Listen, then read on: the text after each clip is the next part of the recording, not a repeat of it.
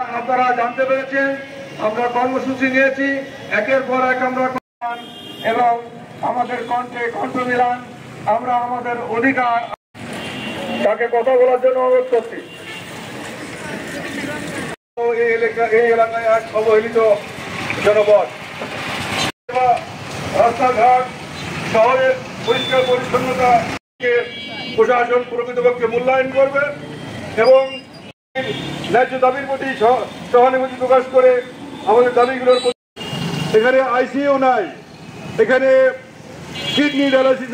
আমরা চাই ঝিনাইদহ পৌরসভা একটা ক্লিন সিটিতে পরিণত হোক। স্পেশালাইজড হাসপাতাল চাই।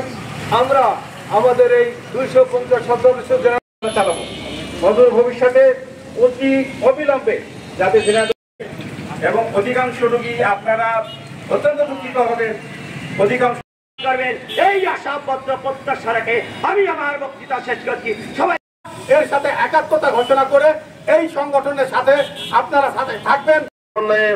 আমরা একটি ঝিনাইদহ উন্নয়ন সংগ্রাম সমন্বয় কমিটির আত্মপ্রকাশ করেছি। কর্মকর্তা সবাইকে জানাই আমার পক্ষ থেকে আন্তরিক এবং এই সমস্ত যে কার্যক্রমকে বাস্তবায়ন করার জন্য এই জনবান্ধব মানুষের কল্যাণের জন্য এদিকে এগিয়ে যাই। সবাইকে ধন্যবাদ। উপস্থিত হয়েছেন আমাদের ঝিনাইদহ উন্নয়ন সংগ্রাম সমন্বয় কমিটির সম্মানিত বিসমিল্লাহির রহমানির রহিম। ঝিনাইদহ উন্নয়ন